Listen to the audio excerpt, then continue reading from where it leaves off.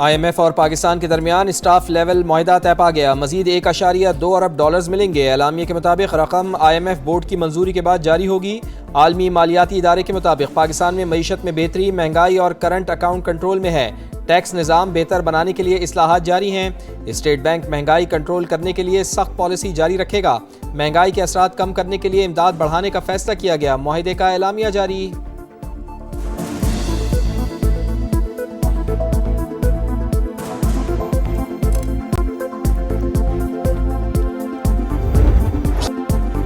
ایران کے ساتھ مذاکرات جاری ہیں، نتائج بھی سامنے آئیں گے۔ اہداف حاصل کرنے سے 2 ہفتے دور ہیں۔ ایران کو اپنا ہرمز کو کھولنا پڑے گا۔ امریکی صدر کے جنگ پر بدلتے بیانات، کہا ایرانی رژیم کے خطرے کو ختم کر رہے ہیں۔ نئے سپریم لیڈر سے متعلق کچھ پتہ نہیں چل رہا۔ ایرانی جارحیت اور بلیک میلنگ سے مشرق وسطی کو آزاد کروایا۔ کسی نے توقع نہیں کی تھی کہ ایران خلیجی ممالک پر حملہ کرے گا۔ نیٹو نے ہماری مدد نہیں کی، ہم اسے نہیں بھولیں گے۔ امریکی صدر کا ایک بار پھر پاک بھارت جنگ کا تذکرہ، کہا دونوں ممالک سے کہا جنگ نہیں روکی تو بھاری ٹیرف عائد کر دوں گا۔ امریکی صدر کی وزیر اعظم شہباز شریف کی تعریف، بولے پاکستان کے وزیر اعظم بہترین انسان۔ ایران کا اسرائیل پر ایک اور تگڑا وار، کلسٹر میزائل داغ دیے۔ آئرن ڈوم ایرانی میزائل روکنے میں ناکام۔ تل ابیب میں تباہی، متعدد عمارتوں کو نقصان، کئی گاڑیوں میں آگ بھڑک اٹھی، ایک اسرائیلی ہلاک، متعدد زخمی۔ سعودی عرب میں سلطان ایئر بیس پر امریکہ کو بڑا نقصان۔ وال اسٹریٹ جرنل کے مطابق ایرانی حملوں میں کئی ریفیولنگ طیارے متاثر، 12 امریکی اہلکار زخمی، 2 کی حالت تشویشناک۔ کویت میں ڈرون حملہ، الشیوخ بندرگاہ پر آگ بھڑک اٹھی۔ بحرین میں بھی ڈرون حملے، متحدہ عرب امارات اور سعودی عرب کا ایرانی میزائل گرانے کا دعویٰ۔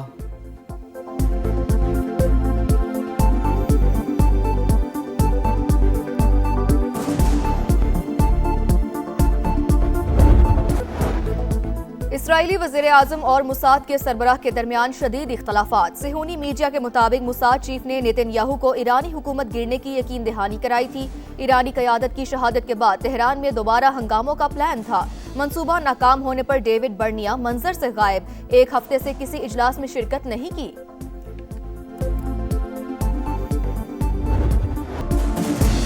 ایران پر امریکی جاری تہران اور اصفہان پر شدید بمباری۔ مہر آباد ایئرپورٹ کے قریب بھی دھماکوں کی اطلاع۔ بوشہر میں پاور پلانٹ، خنداب میں واٹر پلانٹ پر حملے۔ عالمی توانائی ایجنسی کی تصدیق، دونوں پلانٹ سے تابکاری کے اخراج کی اطلاع نہیں۔ بوشہر پر حملہ حادثے کا سبب بن سکتا ہے۔ IAEA کی تنبیہ، کہا صورتحال پر نظر رکھے ہوئے ہیں، جوہری تحفظ کے لیے فریقین تحمل کا مظاہرہ کریں۔ ایرانی وزیر خارجہ کا سخت رد عمل، کہا تنصیبات پر حملے امریکی صدر کے دعووں کے برعکس ہے۔ پاسداران انقلاب کا مشرق وسطی میں امریکی کمپنیوں کو نشانہ بنانے کا اعلان۔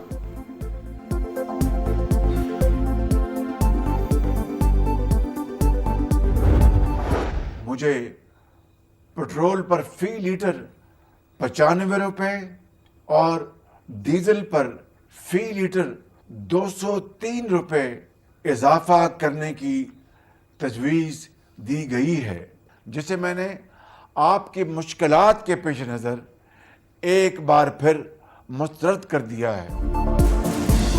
پیٹرول 95 روپے اور ڈیزل 203 روپے مہنگا کرنے کی تجویز مسترد۔ حکومت کا پیٹرول اور ڈیزل کی قیمت برقرار رکھنے کا اعلان۔ وزیر اعظم میاں شہباز شریف کا قوم سے خطاب، کہا عالمی منڈی کے حساب سے پیٹرول 544 روپے فی لیٹر ہوتا۔ اس ہفتے 56 ارب روپے کا اضافی بوجھ حکومت برداشت کرے گی۔ مہنگائی کا طوفان تھام رکھا ہے، عوام کے معاشی تحفظ سے زیادہ کوئی چیز عزیز نہیں۔ بحرانوں سے نمٹنے کے لیے تیار تھے، فوری مگر مشکل فیصلے کیے۔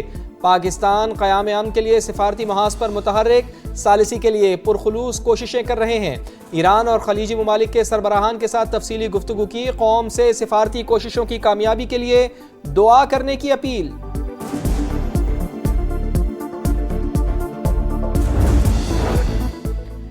جنگ کے شعلے بجھانے کا مشن، پاکستان کی کامیاب ڈپلومیسی مرکز نگاہ۔ رواں ہفتے مصر، سعودی عرب، ترکی اور پاکستان کے وزراء خارجہ اسلام آباد میں بیٹھک لگائیں گے۔ ترک وزیر خارجہ کی تصدیق، کہا خطے میں کشیدگی کم کرنے کے لیے سرگرم عمل ہیں۔ ایران اور ہمسایہ ممالک میں عدم اعتماد روکنا چاہتے ہیں۔ اسرائیل چاہتا ہے کہ مسلم ممالک طویل علاقائی جنگ میں الجھ جائیں۔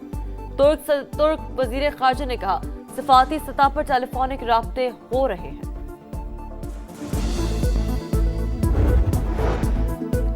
ایران کی جانب سے پیغامات اور اشارے ملے، ظاہر ہوتا ہے کہ تہران کچھ معاملات پر بات چیت کے لیے آمادہ ہے۔ امریکی وزیر خارجہ مارکو روبیو کا دعویٰ، کہا ایران کے خلاف آپریشن مناسب وقت پر ختم ہو جائے گا، مہینوں کی نہیں چند ہفتوں کی بات کر رہے ہیں۔ ایران میں زمینی فوج کے بغیر بھی مقاصد حاصل کر سکتے ہیں۔ ابنائے ہرمز پر ایران کی جانب سے ٹول عائد کرنا قابل قبول نہیں۔